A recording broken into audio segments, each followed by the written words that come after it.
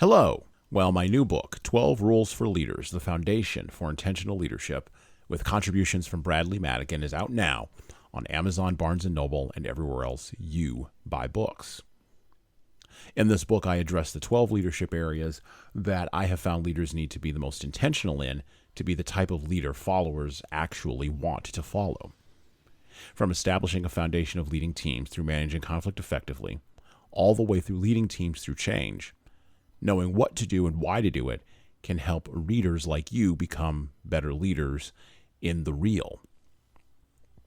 12 Rules for Leaders is a written continuation of the work I've been practically doing, leveraging the leadership training and development products and services of Leadership Toolbox all the way to leading keys.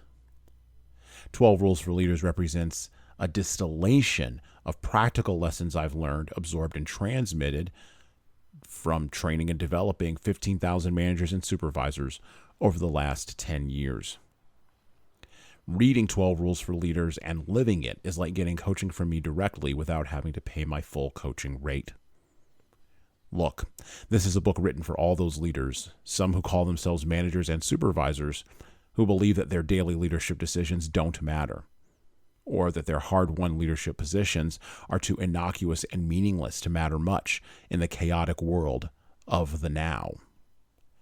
12 Rules for Leaders is the confirmation you are looking for that you are the leader for exactly the historical moment happening right now. Head on over to leadershiptoolbox.us and scroll down the homepage. Click on the Buy Now button and purchase in hardcover, paperback, and Kindle format on Amazon 12 Rules for Leaders, the foundation for intentional leadership. And that's it for me. Out. Hello, my name is Jesan Sorrells, and this is the Leadership Lessons from the Great Books podcast, episode number 22, with our author today, Sun-Tzu.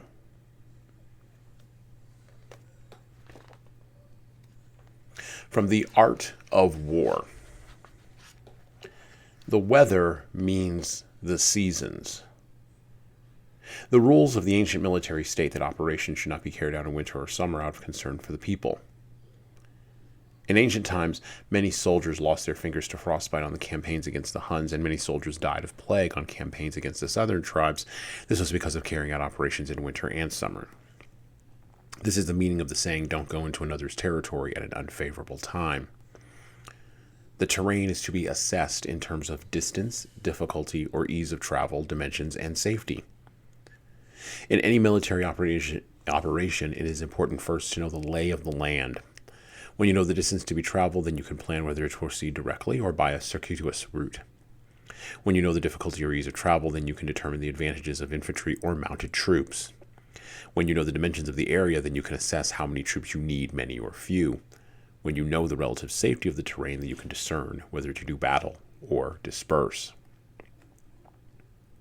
Leadership is a matter of intelligence, trustworthiness, humaneness, courage, and sternness. A general should have these 5 virtues. The way of the ancient kings was to consider humaneness foremost, while the martial artists consider intelligence foremost. This is because intelligence involves the ability to plan and to know when to change effectively. Trustworthiness means to make people sure of punishment or reward. Humaneness means love and compassion for people, being aware of their toils.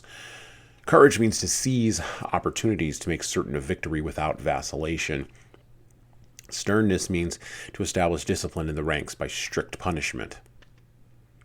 Reliance on intelligence alone results in rebelliousness. Exercise of humaneness alone results in weakness. Fixation on trust results in folly. Dependence on the strength of courage results in violence.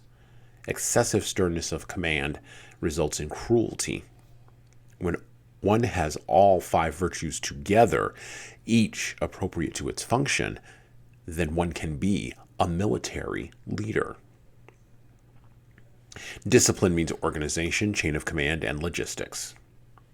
Organization means that the troops must be grouped in a regulated manner. Chain of command means there must be officers to keep the troops together and lead them. Logistics means overseeing supplies. Every general has heard of these 5 things. Those who know them prevail. Those who do not know them do not prevail. Everyone has heard of these 5 things, but only those who deeply understand the principles of adaptation and impasse will win. Therefore, use these assessments for comparison to find out what the conditions are. That is to say, which political leadership has the way, which general has ability, who has the better climate and terrain, whose discipline is effective, whose troops are the stronger, whose officers and soldiers are better trained, whose system of reward and punishments is clearer. This is how you can know who will win. Leaders think clearly. Without clear thinking, a leader cannot write or even speak clearly. It follows then from that leaders write clearly. Without clear, compelling, and convincing writing, leaders cannot articulate a vision for the team, much less establish a coherent strategy. The intersection between clear thinking, clear writing, clear vision, and clear strategy lies in great literature, like the great literature we are going to read today. There are few books that are heads and tails above other books in the canon of thought in the world. I would rank The Prince by Niccolo Machiavelli. Go check out the episode on that with our guest host Erica Weed. On War by Karl von Clausewitz. We will be covering On War at some point in time within the next year and a half. And the third book in that triumvirate, The Art of War by Sun-Tzu. Unlike A Book of 5 Rings by Miyamoto Musashi, The Art of War is not a book of practical, tactical aphorisms based on actual combat. Instead, Sun Tzu's book is a collection of phrases and observations that clearly and unambiguously encourage the reader to transform psychologically and emotionally before going out and acting materially. The book has been translated repeatedly and copied and rewritten since the unification of China and the book burning engaged in by Emperor Shi Huangdi in the 2nd century BC. Yes, you heard that correctly. The 2nd century BC. The collection that is The Art of War has been around almost as long as the Iliad from Greece and is older even than the Meditations of Marcus Aurelius. The warrior path of the book has been long, winding, and varied, but the best translations of The Art of War were done by the recently deceased Thomas Cleary, whose edition we are reading today, the Shambhala Dragon edition, one of the first ones put out. I believe that this edition came out let me check the interior of the book here. This edition came out in 1988, and I believe I picked it up off of the ground in a used bookstore where it was hiding somewhere around 1992 or so. According to the Wikipedia entry about Cleary, he earned a PhD in East Asian Languages and Civilizations from Harvard University and a JD from the Boalt Hall School of Law at the University of California, Berkeley. After completing his doctoral studies, Cleary had little involvement with the academic world. He said, and I quote, "There is too much oppression in a university setting. I want to stay independent and reach those who want to learn directly through my books."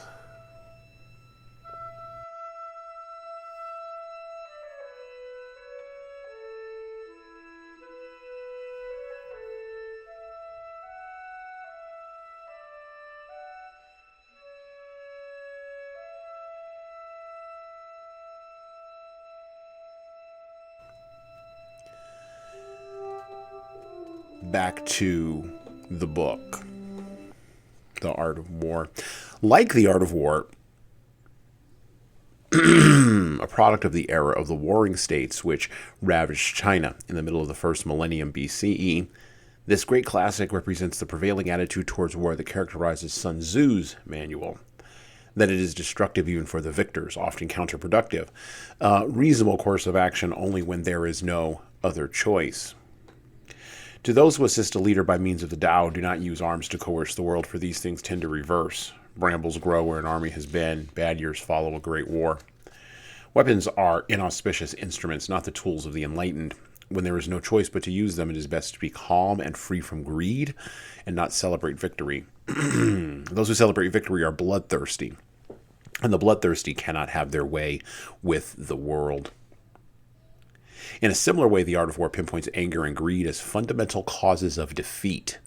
According to Sun-Tzu, it is the unemotional, reserved, calm, detached warrior who wins, not the hothead seeking vengeance, and not the ambitious seeker of fortune. The Tao Te Ching says, those who are good at knighthood are not militaristic. Those who are good at battle do not become angry. Those who are good at prevailing over opponents do not get involved. The strategy of operating outside of the sphere of emotional influence is part of the general strategy of unfathomability that the art of war emphasizes in characteristic Taoist style. Sun-Tzu says, quote, those skilled in defense hide in the deepest depths of the earth. Those skilled in attack maneuver in the highest heights of the sky. Therefore, they can preserve themselves and achieve complete victory. This emphasis on the advantage of enigma pervades Taoist thinking, from the political realm to the realms of commerce and craft, where it is said, quote, a good merchant hides his treasures and appears to have nothing, unquote, and, quote, a good craftsman leaves no traces, unquote. These sayings were adopted by Zen Buddhists to represent their art, and the uncanny approach to the warrior's way was taken up both literally and figuratively by Zen Buddhists, who were among the foremost students of Taoist classics and developers of esoteric martial arts. And we'll talk a little bit more about the path of Taoism or Taoism, depending upon what your pronunciation is. I prefer Tao, but you may prefer Tao. Either way, we're talking about the same thing. And we will talk more about this in just a bit. But I'm using this piece here of the translator's introduction from The Art of War to build a larger argument. So back to the book. Writings on both the civil and military aspects of political organization are found throughout the Taoist canon. The Book of the Huainan Masters, one of the greatest Taoist classics of the early Han Dynasty, which followed the dramatic end of the Warring States period, includes an entire chapter on Taoist military science that takes up the central theme of the practice of the art of war. In martial arts, it is important that strategy be unfathomable, that form be concealed, and that movements be unexpected, so that preparedness against them be impossible. What enables a good general to win without fail is always having unfathomable wisdom and a modus operandi that leaves no tracks. Only the formless cannot be affected. Sages hide in unfathomability, so their feelings cannot be observed. They operate in formlessness, so their lines cannot be crossed. In The Art of War, Sun-Tzu writes, be extremely subtle even to the point of formlessness, be extremely mysterious even to the point of soundlessness. Thereby you can be the director of the opponent's fate. Both Sun-Tzu and the Masters of Huainan, a group of Taoist and Confucian sages gathered by a local king, recognize a level of wisdom where conflict does not emerge and victory is not visible to the ordinary eye. But both books are, after all, written in recognition of the difficulty and rarity of this refined attainment. Like Sun Tzu's Art of War, the strategy of the Masters of Huainan provides for actual conflict not only as a last resort, but also as an operation to be carried out under the strictest conditions with appropriate leadership. A general must see alone and know alone, meaning that he must see what others do not see and know what others do not know. Seeing what others do not see is called brilliance. Knowing what others do not know is called genius. Brilliant geniuses win first, meaning that they defend in such a way as to be unassailable and attack in such a way as to be irresistible. The rigorous conditions of Taoist military action are paralleled by those of Taoist spiritual practice. Metaphors of peace and war are widely used in the manuals of Taoist meditation and exercise. One of the most basic principles of Taoist practice, derived from the teachings of the I Ching, is the mastery of emptiness and fullness, which has both physical and psychological implications. Given an entire chapter in The Art of War, the mastery of emptiness and fullness is fundamental to the physical accomplishment of Taoist fighting arts like absolute boxing, and to the organizational or sociopolitical aspects of the arts of both civil and military government.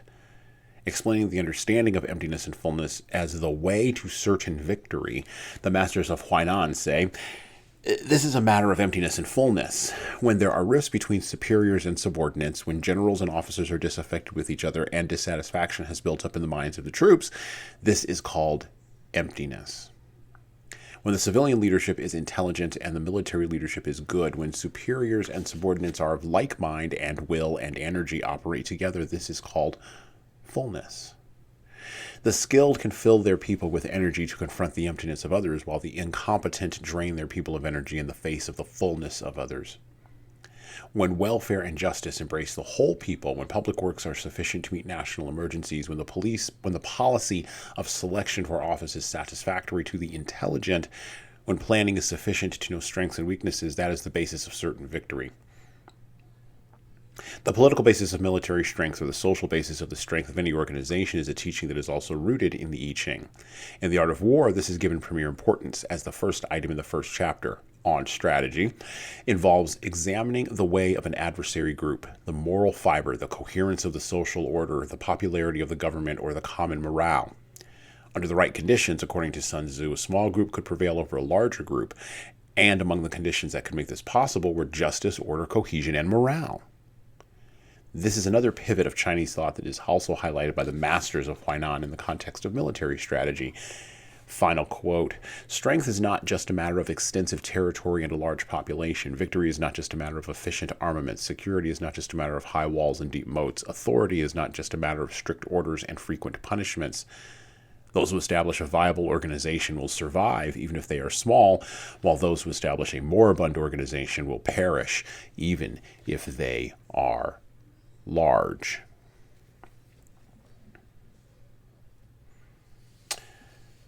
I'm going to read a long passage here as you think about that, which will kind of give you a little bit of a background on Sun Tzu himself, the mythical Sun Tzu, such as it were, from the author Sima Xian, who gives the following biography of Sun Tzu. So settle in and listen to this. Sun Tzu was a native of the Shi state. His art of war brought him to the notice of Ho Lu, king of Wu. Ho Lu said to him, "I have carefully perused your 13 chapters. May I submit your theory of managing soldiers to a slight test?" Sun Tzu replied, "You may." Ho Lu asked, "May the test be applied to women?" The answer was again in the affirmative, so arrangements were made to bring 180 ladies out of the palace. Sun Tzu divided them into 2 companies and placed one of the king's favorite concubines at the head of each. He then bade them all to take spears in their hands and addressed them thus. "I presume you know the difference between front and back, right hand and left hand." The girls replied, "Yes." Sun Tzu went on, "When I say eyes front, you must look straight ahead. When I say left turn, you must face towards your left hand. When I say right turn, you must face towards your right hand. When I say about turn, you must face right round towards your back." Again the girls assented. The words of command having thus been explained, he set up the halberds and battle axes in order to begin the drill. Then, to the sound of drums, he gave the order right turn, but the girls only burst out laughing. Sun Tzu said, "If words of command are not clear and distinct, if orders are not thoroughly understood, then the general is to blame." So he started drilling them again, and this time gave the order left turn, whereupon the girls once more burst into fits of laughter. Sun Tzu: "If words of command are not clear and distinct, if orders are not thoroughly understood, the general is to blame. But if his orders are clear, and the soldiers nevertheless disobey, then it is the fault of their officers." So saying, he ordered the leaders of the 2 companies to be beheaded.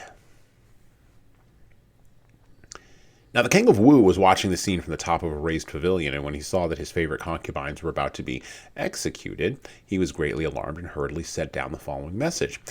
"We are not quite satisfied as to our general's ability to handle troops. If we are bereft of these 2 concubines, our meat and drink will lose their savor. It is our wish that they shall not be beheaded."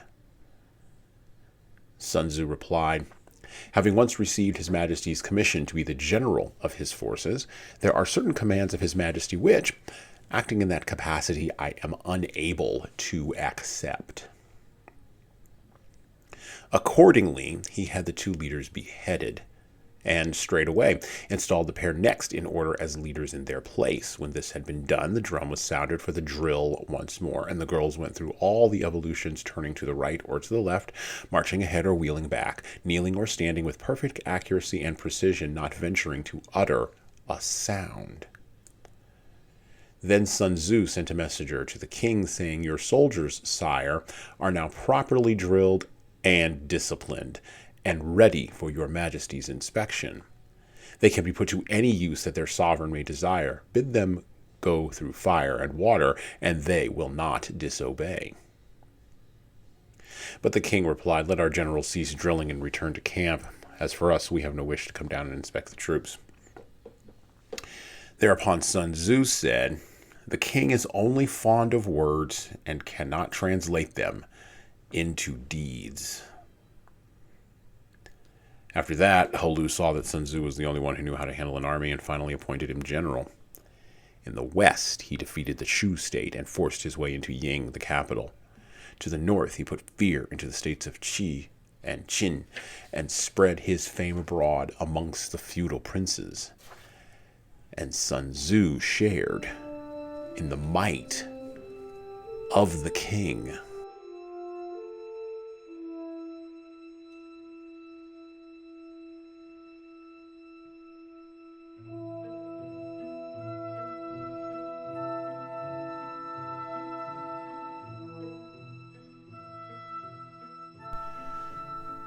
The art of war has been deeply influential in developing the strategic thought of readers in the military, in business, in management, and of course, leadership. Again, this collection of aphorisms and phrases that define a strategy has been around since the 2nd century BC, copied and rewritten, copied and rewritten, copied and rewritten, and handed down, and eventually through China, of course, and East Asia, and then eventually made its way overseas, first through Europe and then into America. If you decide to pick up your own copy of The Art of War, you will note that it is divided up into 13 chapters, or pian. The collection is referred to as being one zuhan, or one whole, one chronicle, right? The book is less a way to practically set up tactics. This is why people who like Machiavelli tend to dislike Sun Tzu, because Sun Tzu does not talk about tactics in this book, whereas Machiavelli absolutely was a tactical thinker. So it's less a way to set up tactics and accomplish goals. And it is more a book that is steeped in, as we just read from the translator's introduction, the ideas and thoughts of Taoism. Okay.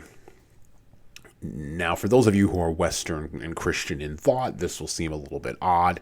Those of you who are secular and atheistic, you may be able to look into maybe Western forms of philosophy, like from maybe the more mystical ends of philosophy, or psychology, even like Carl Jung, right?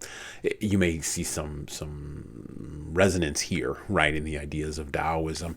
But Taoism really breaks down into being either a school of philosophical thought or a religion. No one can really decide which one, that emphasizes living in harmony with the natural order of the universe, whose character one's intuition must discern to realize the potential for individual wisdom.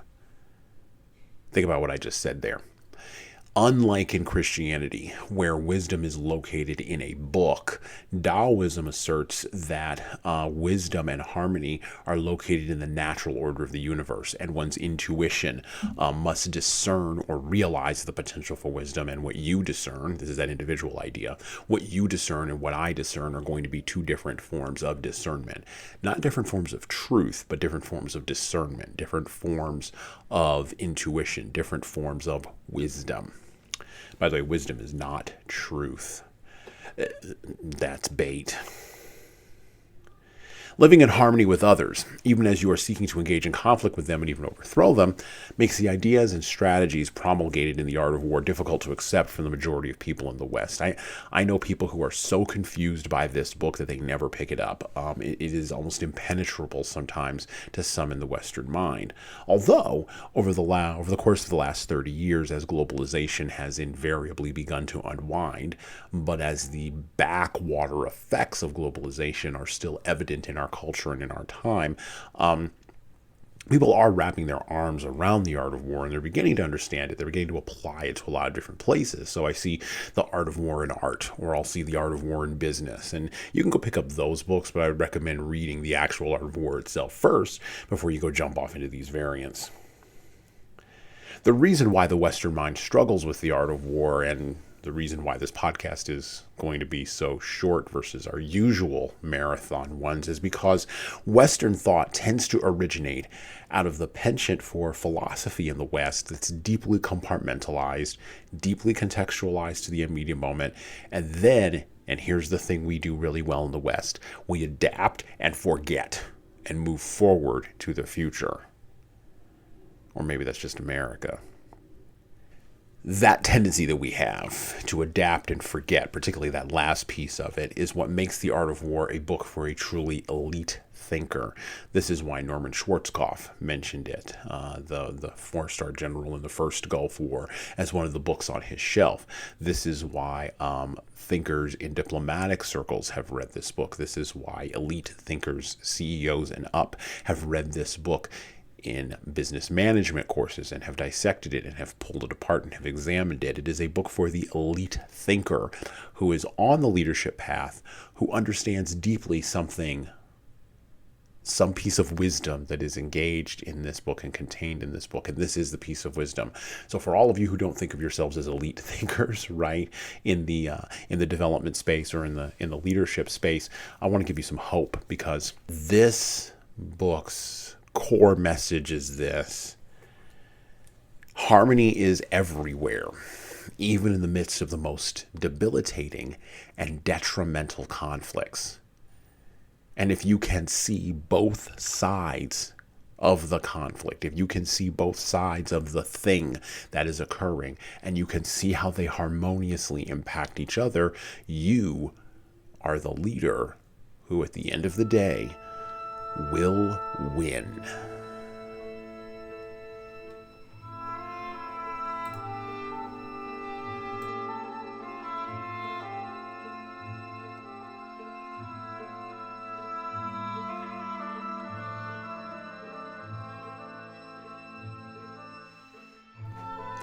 Back to The Art of War, the Thomas Cleary translated edition from the late 1980s. Planning a siege. Master Sun. Generals are the assistants of the nation. When their assistance is complete, the country is strong.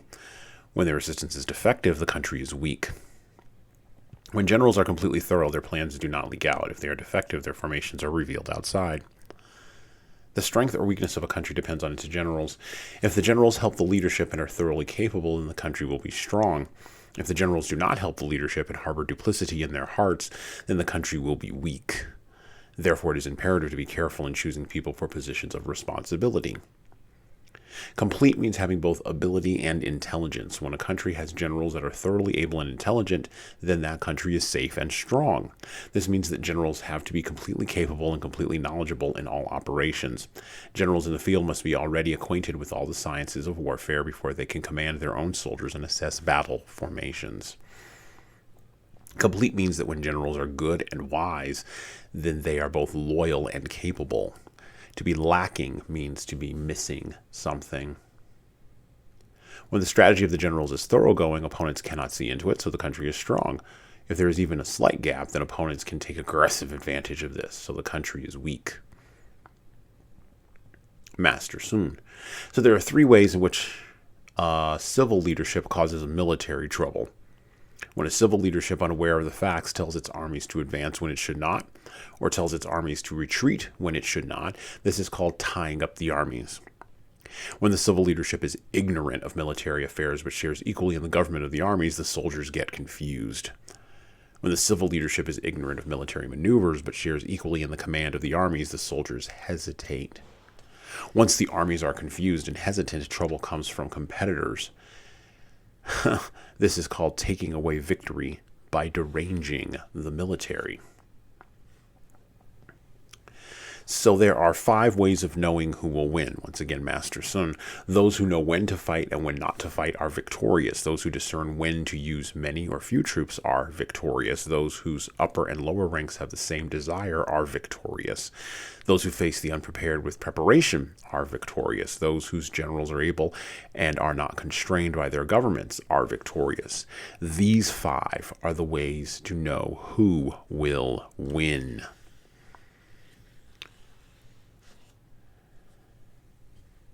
Again from Master Sun. So it is said that if you know others and know yourself, you will not be imperiled in 100 battles. If you do not know others but know yourself, you will win one and lose one. If you do not know others and do not know yourself, you will be imperiled in every single battle. Now, one of the interesting things about this translation, the Shambhala Dragon edition of the The Art of War by Sun-Tzu, translated by the great Thomas Cleary. Okay, one of the interesting things about this translation is that there is included inside of this translation a ton of extra information. The translator's introduction is quite thorough. It's almost 40 pages in and of itself. But then also he has included a commentary on Master Sun's information, which I was reading initially there in that first part, the first chunk, and then I just went directly to Master Sun, and every time I said his name, those are words directly from him. But he selected certain commentaries that supported the things that were stated in The Art of War. So you get a little extra, initially stated in The Art of War. That way you get a little extra support. And these are, I'll just read you what he actually said. He says, the commentaries in this translation are selected from a standard collection of 11 interpreters.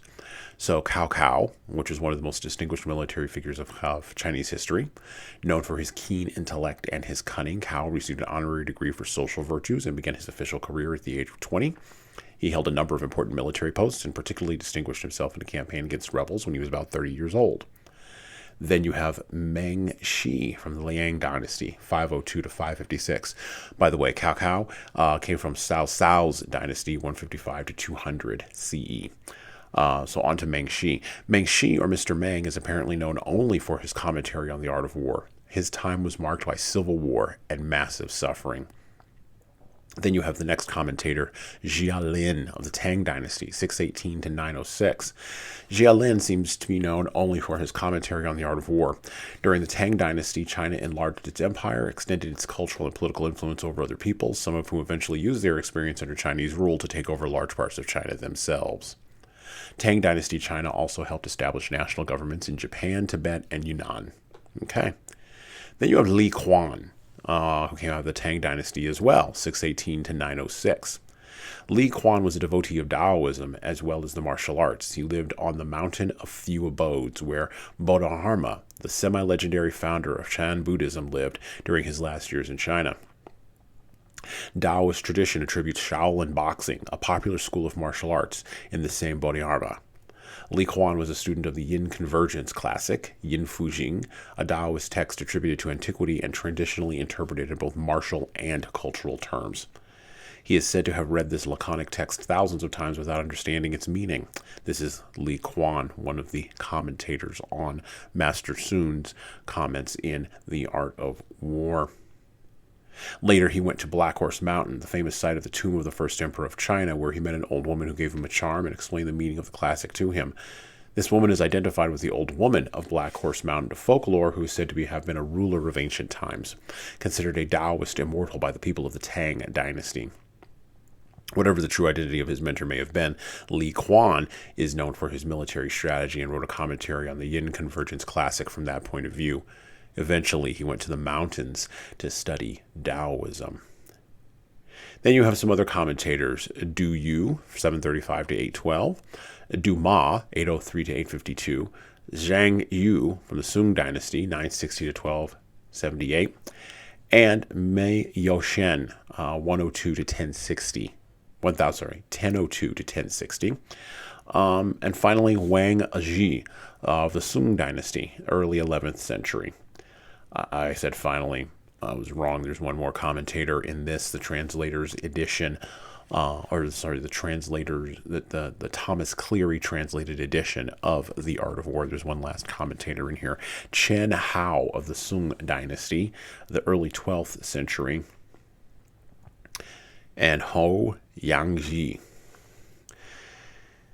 So all of these writers, Cleary looked at, and he examined their translations, and not only their translations of The Art of War, but also their commentaries on The Art of War from the perspective of Taoism, Zen Buddhism, the battles that were going on of the various dynasties in China, and Cleary managed to collapse all of these meanings together and used those meanings and those commentaries to buffer, to fill out the empty spaces, right, for Westerners.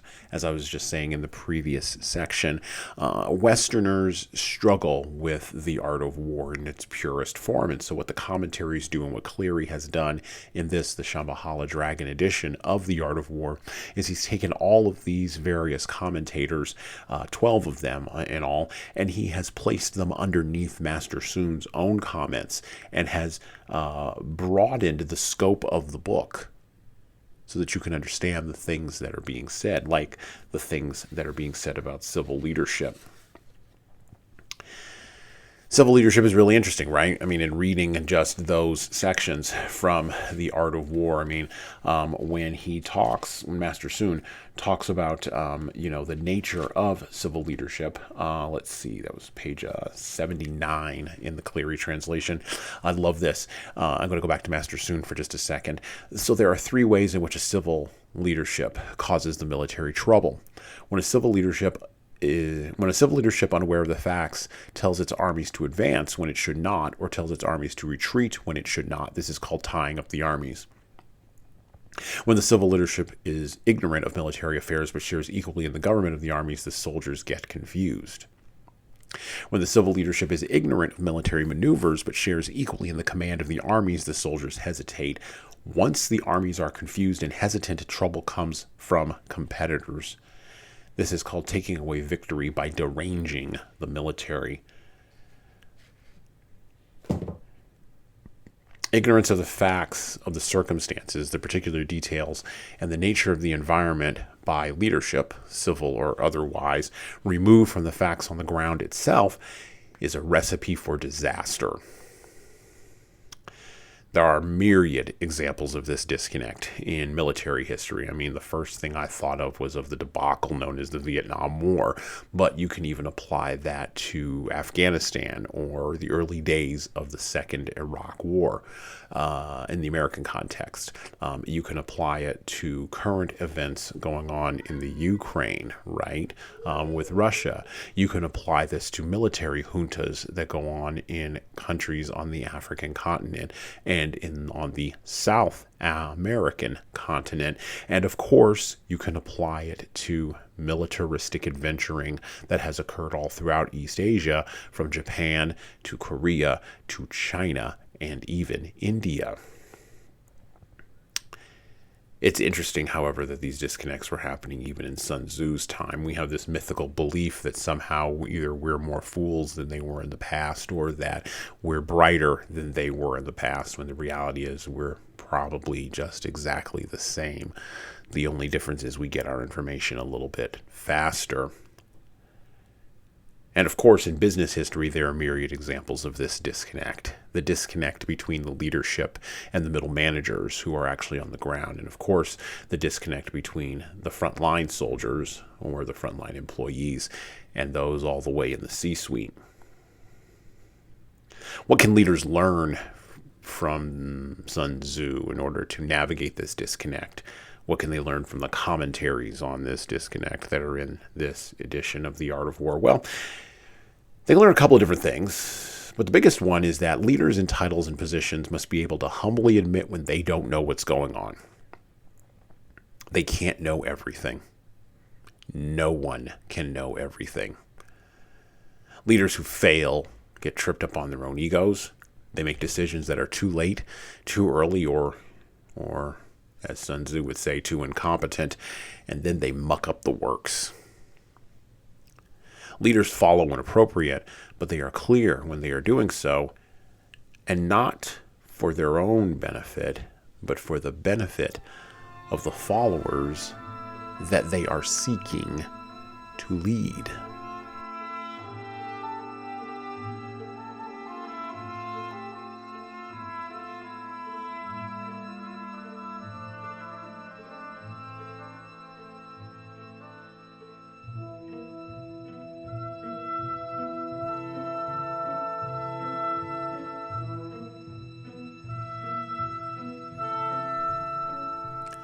And back to the book. Sun Tzu and the Art of War. Master Sun, appear where they cannot go, head for where they least expect you. To travel hundreds of miles without fatigue, go over land where there are no people. To unfailingly take what you attack, attack where there is no defense. For unfailingly securing defense, defend where there is no attack. Once again, Master Sun.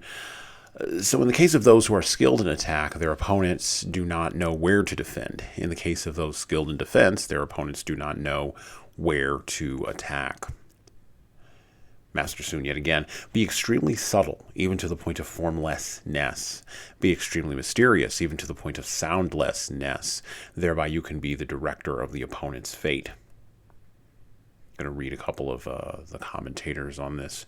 Mu, the subtle is stillness, the mysterious is movement. Stillness is defense, movement is attack. Whether opponents live or die depends on you. So you are as though the director of their fate. Do you yet again. This means being so subtle as to be imperceptible and to be able to change suddenly like a mysterious spirit. And Mei, Yao Shen, formlessness means being so subtle and secret that no one can spy on you. Soundlessness means being so mysteriously swift that no one notices you. From Master Sun, to advance irresistibly, push through their gaps. To retreat elusively, outspeed them. From Master Sun yet again.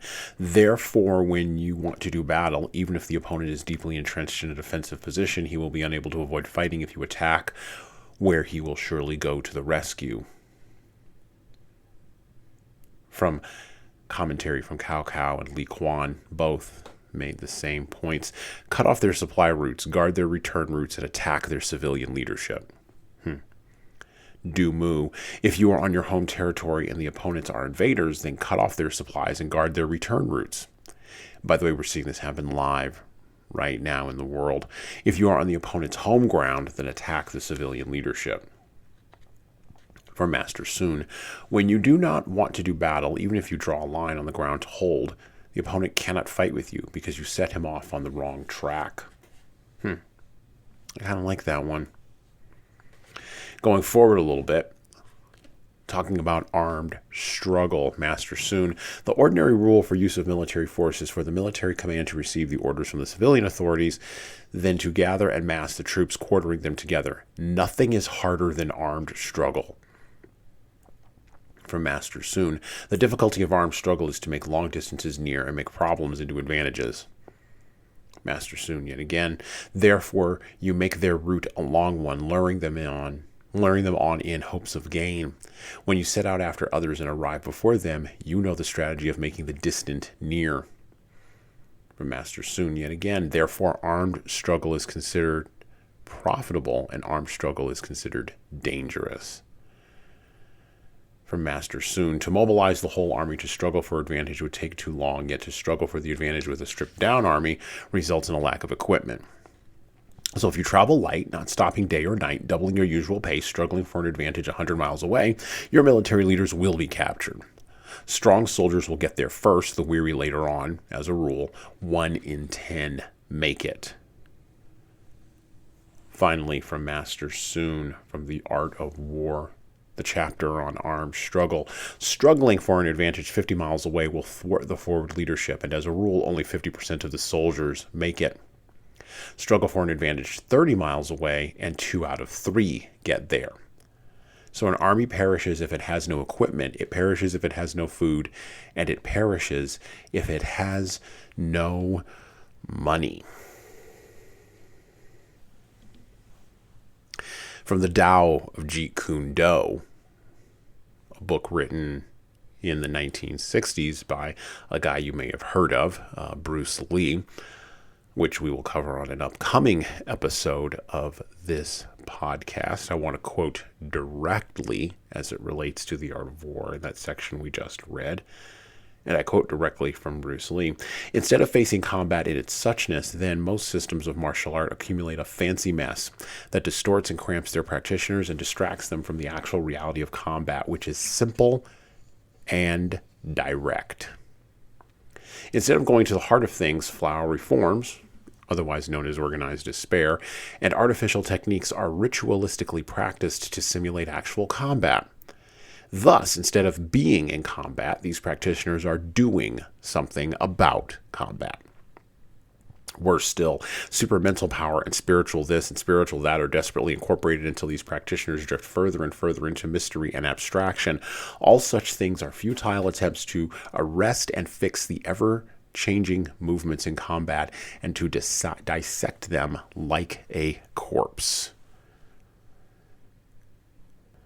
I believe Sun-Tzu would agree with that.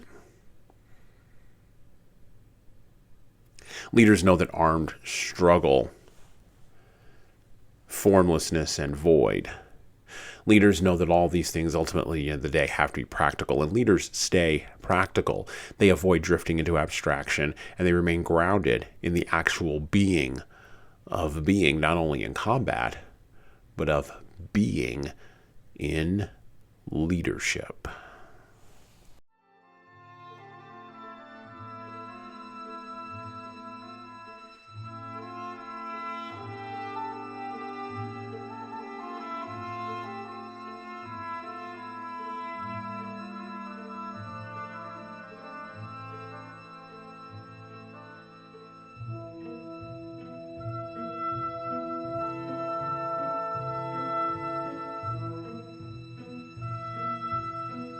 So, what are we to draw from Sun Tzu's The Art of War? By the way, short podcast episode today. The actual core content's a little under an hour. Kind of goes along with the book. So, there you go. You're going to have to read it. You're going to have to pick it up. You're going to have to figure out how it applies to you. You are going to have to read the aphorisms. Now, my best suggestion for you as a leader would be to combine it with something that you respect.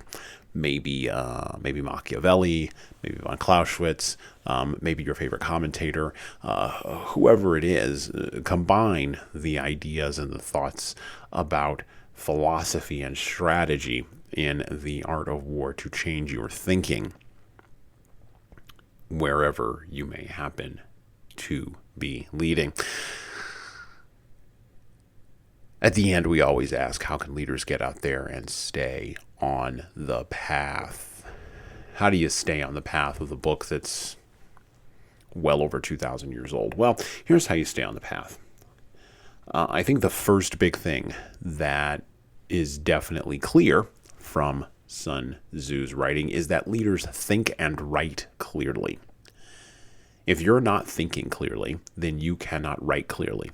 And if you cannot write clearly, you cannot craft a compelling vision for the team. If you cannot craft a compelling vision, you cannot be candid when that vision goes off the rails. And you will lack the courage to face the challenge of the entire project going off the rails. Leaders think and write clearly first.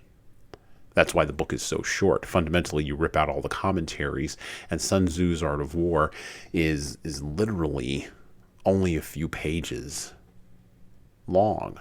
You could put it on one scroll. You could put it on a roll of toilet paper. And I think there are a few folks who have. I believe there's a Jim Jarmusch movie where that actually occurred. But anyway, it's short, because you don't need much if you're thinking clearly, if you're distilling the lessons down to their purest form. That leads into the second point. Leaders change their thinking in order to execute strategy before tactics. Strategy matters more than tactics. And yes, I know I'm philosophically bent in this direction anyway, as those of you who have been listening to me for a while know. But it has less to do with my philosophical bent and more to do with the actual practice of the world. You're thinking about leadership. You're thinking about being a leader matters almost infinitely more than you just doing leadership. You know who does leadership? People in leadership positions who confuse authority and power with leadership. That's who does leadership. But if you actually want to be a leader, you must change your thinking and execute on strategy before you worry about which lever to pull in which human being. When you're thinking about all of this, you have to think about how much this is going to take out of you. And you know what leaders do? Leaders count the cost before they execute a strategy. They not only count the cost of the strategy itself, they count the cost of the strategy to the team, they count the cost of the strategy to the culture, they count the cost of the strategy, they delineate the cost of the strategy to the organization before they act. Not in the process of acting, not when they get new information, but before they act, they count the cost. And then as the costs increase, they have the option to change their mind, to double down, or to retreat. But they count the costs first, and they're hyper clear about what those costs are in their minds, and then they are able to articulate them clearly in writing and speaking to their team. Finally, the fourth point, and this is the biggest one, leaders stay practical. They avoid drifting into abstraction, and they remain grounded in the actual act of being a leader, the actual act of leading. That's where they remain practical. We need more practicality. And I think Sun-Tzu would agree with that. Even after over 2,000 years, I think Sun-Tzu would desperately agree with that. It's not a new technology. It's not a new tactic that's going to get you where it is you want to go, because the thing that you're fundamentally dealing with as a leader is something that is as old, well, as humanity. Leaders are leading the human heart. And that ain't going to change, no matter what we slap on top of it. At least not in our lifetimes. And well, that's it for me. Listen and subscribe to the Leadership Lessons from the Great Books podcast on all the major podcast players that you listen to, including iTunes, Stitcher, Google Podcasts, and of course, Spotify. And leave a 5-star review if you like the Leadership Lessons from the Great Books podcast. Look, we need those reviews to grow, and it's the easiest way that you can help us actually grow this show. And of course, tell all your friends. If you want to get started down the leadership path, our products from HSCT Publishing can help you and your team do that. So check out our training webinars, our coaching services, and more at leadershiptoolbox.us, and check out our video-based subscription service at leadingkeys.com. We've got books that will help you and your team grow. So pick up a copy today of My Boss Doesn't Care, 100 Essays on Disrupting Your Workplace by Disrupting Your Boss, and subscribe to the Little Red podcast we launched earlier this year with the same name as this Little Red book. My Boss Doesn't Care, 100 Essays on Disrupting Your Workplace by Disrupting Your Boss. And of course, pick up my most recent book, 12 Rules for Leaders, the Foundation of Intentional Leadership, written with Bradley Madigan.